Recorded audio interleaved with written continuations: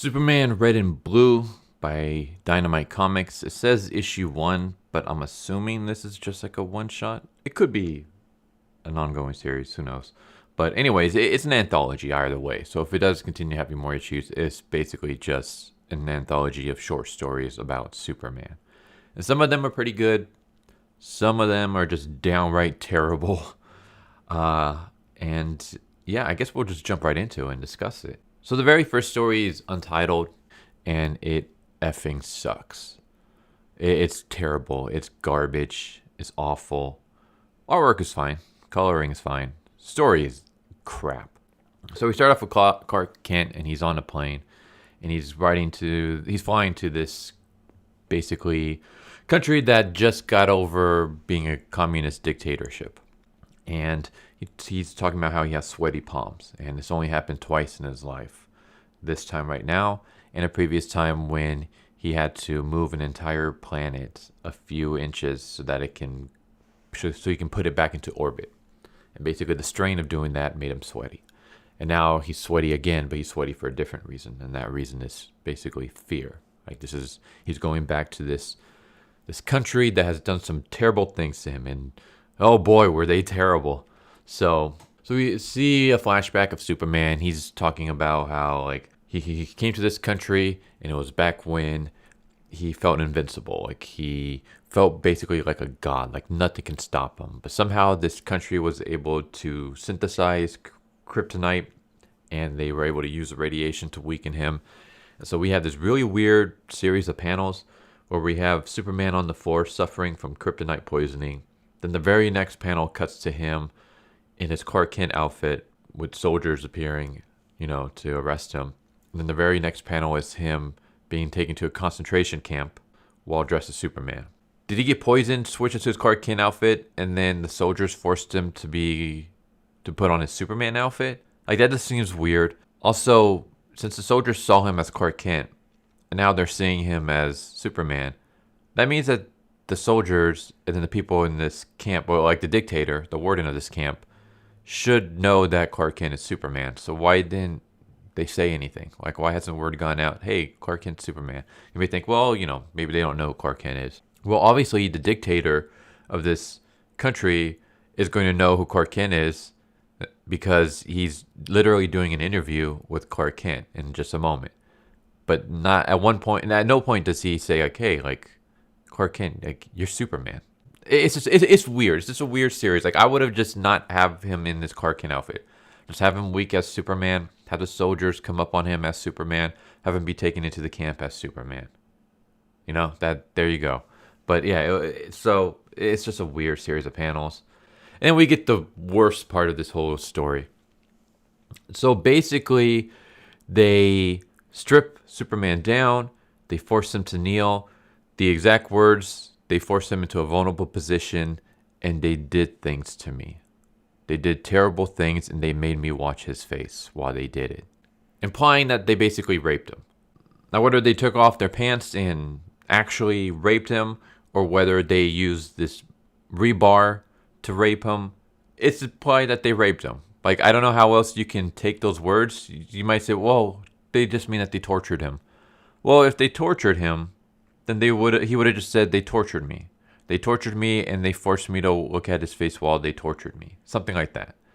But he doesn't say that. Instead, he says, they did things to me. And there's like a pause between, like, it's almost like he can't get the words out. Like, they did things to me, and they made me watch as they did it. How else are we supposed to imply that? So basically, this is a short story about Superman being taken to a concentration camp and getting raped over and over again. What the fuck? What the fuck? Why are you publishing this, DC? Like, if someone came up to me, if I was head of DC and someone came up to me like, hey, here's the short story I'm going to enter for this anthology. It's about Superman getting raped. I would have been like, get the fuck out of here. No, we're not publishing that. Superman's about hope. He's about justice and doing what's right. And even when he does things wrong, he tries to make it hopeful. Like, he tries to learn from his mistakes. But this is just basically a story of Superman being tortured, raped in a concentration camp. What the fuck? This video is probably gonna get demonetized just because of my language, but holy shit! This is like my third time recording this, because the first two times I feel like I went too light on it. Like I try to basically walk around YouTube's language thing and use grape instead, but it's just like I just gotta say it as it is. This story fucking sucks. Yeah, because that's what I want in my Superman. I want to see him get tortured and raped by a bunch of communist dictators. So he has his interview with the dictator, with the guy whose face they made him look at while they did the things they did to him. And as they're doing this, Superman is like hoping that the guy says something wrong so that he can shoot him with laser beams or something. Like he's trying his hardest not to kill this guy. And as he's talking, he's like, eventually the communist dictatorship, like, it ended and the country became like, a capitalistic country. And Kozlov, like, people know what he did, but they kind of just brush it under the rug. They kind of just, brush it away as, that's what people did back in those days. Like, it was just a part of the Cold War. There's, whatever.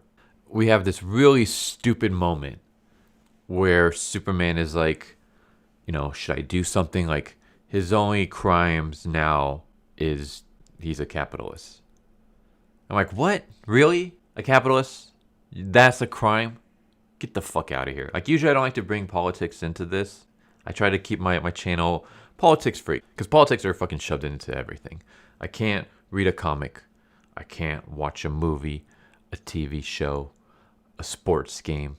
I can't play video games without fucking modern day politics being shoved into everything. And I want this channel to not be that. That's why a lot of my stuff is more hopeful. I guess you can say that I try to, speaking of Superman, I try to make my channel more Superman and less Batman. I don't go and I don't pick up comics that I hate just so I can hate read and rant on them. I've done that a couple times in the past, and that was okay, but I've kind of decided to move away from that. Not because there's anything wrong with that. Like, I think there's a place for that on YouTube. It's just I don't want my channel to be that. I don't want to be surrounded by drama and hate and just wading in all these politics. I want this channel to be escapism. I want you guys to be able to come here and just escape the real world for a while. Unfortunately, I have to kind of bring politics a bit into this because this story does. But anyways, regardless of what my beliefs are, I think it's really stupid to say this guy's only crime right now is capitalism when you were tortured and raped under this guy while he was a communist. So you're attacking capitalism as being evil while being in a country that's better off now, that now no longer has concentration camps because they went from being communism to capitalism. Okay? Like, it's fucking stupid. It's fucking stupid to say capitalism, his crime is capitalism, when literally under capitalism, there's no more concentration camps. There's no more people going through the torture and the pain and the raping that you went through, because this country is not communism anymore. It's capitalism. Anyways, I'm kind of just rambling about that, but yeah, that just, because that line straight up was just the writer shoving his politics into it. You guys may think I'm just like, oh, you're just looking too much into it. It's just that line just rubbed me the wrong way. And then at the end, there's like some bullshit about like, well, no one might, people might not do anything. People might want to forget, but I'll never forget, and I'm gonna do something about it. While he's ducking into an alley and stripping off his shirt to reveal the Superman logo, and all I can think is, what the fuck are you gonna do? Are you gonna kill him? Because you can't arrest him. First off, you have no jurisdiction whatsoever to arrest people in this country. Second of all, the government already knows what he did. Like, you literally wrote earlier that it was just kind of like people know what he did, but they kind of just brushed it off. So how are you going to arrest him for crimes that the government already pretty much forgave him for? So you're not going to do shit unless you're going to kill him, which kind of goes against your belief. So yeah, this whole story was stupid. It's It's Superman getting put into a concentration camp, tortured, raped, how capitalism is a crime, and then I'm going to do something about this by not being able to do anything other than kill the guy. So yeah, this story fucking blows. With that said, let's get on to an actual good story, a lighthearted story, a story that was actually I enjoyed and really captures the Superman character. So this story, written by Brandon Easton, is basically about this guy who his mom has died recently, and he's at the funeral, and Superman shows up, and Superman's like, hey, I got your letter.